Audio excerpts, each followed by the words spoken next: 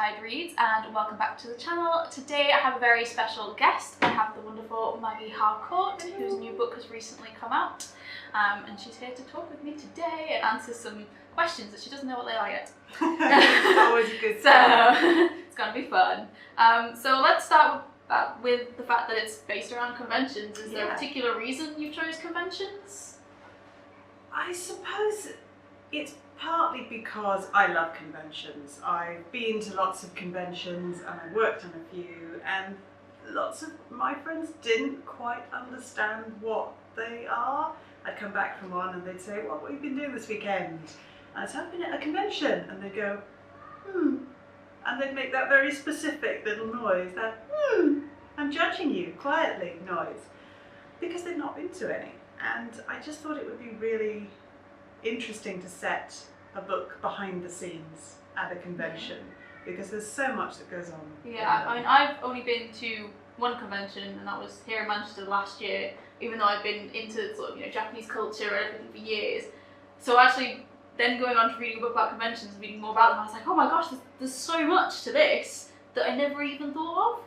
Yeah. I mean, it's really cool to get that other insight to it. There's a huge amount that goes into conventions, and the best thing about them is that it's all about celebrating things. The people that work on them are usually fans, the people that go to them are fans, the people that appear at them are usually fans, and there's all of these different things. There's books, there's films, there's TV shows, there's comics.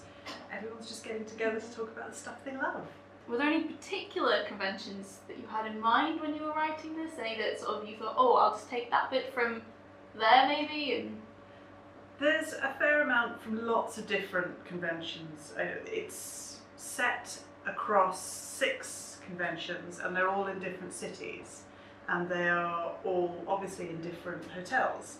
So when I was writing them to try and make sure each convention felt like its own thing, I was thinking about different hotels, if possible, in those cities, to think about the floor plan. But there's quite a lot of Yalk in there, I think, because it's probably my favourite. I love Yalk, that being the Young Adult Literature Convention. And it feels like that has the right spirit for a convention that Lexi would be working on. So there's quite a lot of inspiration from there, but just other ones are they're in spirit, I guess.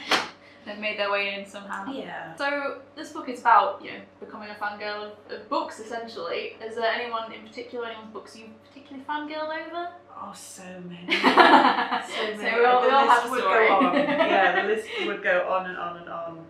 I am a massive fan of Susanna Clarke's Jonathan Strange and Mr. Norrell, which is why it appears sort of being referred to, and there's little references and jokes about it through Unconventional, because Lexi is a huge fan of the book, because I am. So that's a really big one. And then it's all kinds of different authors, from people like Hilary Mantel and Elena Ferrante, I love, and Neil Gaiman. And then you've got the YA contingent, the UKYA authors who turn up in the book. People like Melinda Salisbury. I laughed so hard when it was like, she turns around and gives them a look, and you're just like, oh, that's very Melinda. That's weird. When I asked all of them, Will and Non-Pratt and Mel, before I put them in. I said, I'm writing a book, and I can't actually tell you anything about it, but can I put you in the book? And they all said, yeah, absolutely. But the best thing was Mel mailed me back and said, is it a secret? I went, yes. She went, put me in, I love secrets. Which I thought was fantastic. But it just shows how amazing and supportive the YA community is, whether it's readers and bloggers and reviewers and or writers. Everybody wants to support everybody else. Gets involved in all of it if they can. Yeah, because they could all have said no. Oh my God, you're not putting me in a book. But they all said yeah. A lot of people have sort of specific places they go to write, or sort of specific music they listen to. Do you have like a playlist for when you were writing this book or anything like that? Because I know a lot of people do it differently. Yeah, there were a couple of songs for this one, and it wasn't a specific playlist, but I write in my kitchen because it's where the biscuit tin is and the kettle. It works. Yeah, it does. So I mostly write in there, and I just had the radio on, and there were a couple of songs that kept coming up on the radio, and one of them was Walk the Moon's Shut Up and Dance, and the other one was Tame Impala's Let It Happen. And those two were being played a lot on the radio, and they sort of fit perfectly into the feel of the book. And then when I was editing it, there was the Kaiser Chiefs' Hole in My Soul. And those three, I think, really became the soundtrack playlist. to the story, isn't it? Yeah, they did. But yeah, other than that, it wasn't anything specific, and it was just me sitting in my kitchen going, that's a good song, I like that. And lastly, have you made any plans for any new books you can tell us anything about? I have, and I can actually talk about it now, which is really exciting, because I wasn't able to for ages and ages. I was surprised when I asked that question, they're like, well, yes, but no.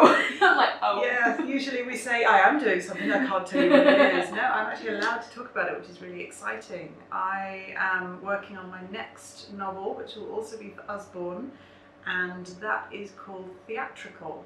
And that will be out next year. And that is set, again, behind the scenes, but this time at a theatre. And it's about a 17-year-old called Hope, who all her life has wanted to work backstage in the theatre, and she gets the chance to sort of shadow and intern at the professional theatre. But when she gets there, she realises they've got a terribly behaved Hollywood star making his stage debut as their leading actor. They have a director who can't get along with anyone. They have a load of fans camped out at the stage door, getting in the way and generally being enthusiastic about everything. And she also bumps into a theatre usher that she can't quite stop thinking about. So it doesn't quite go as she's expecting it to.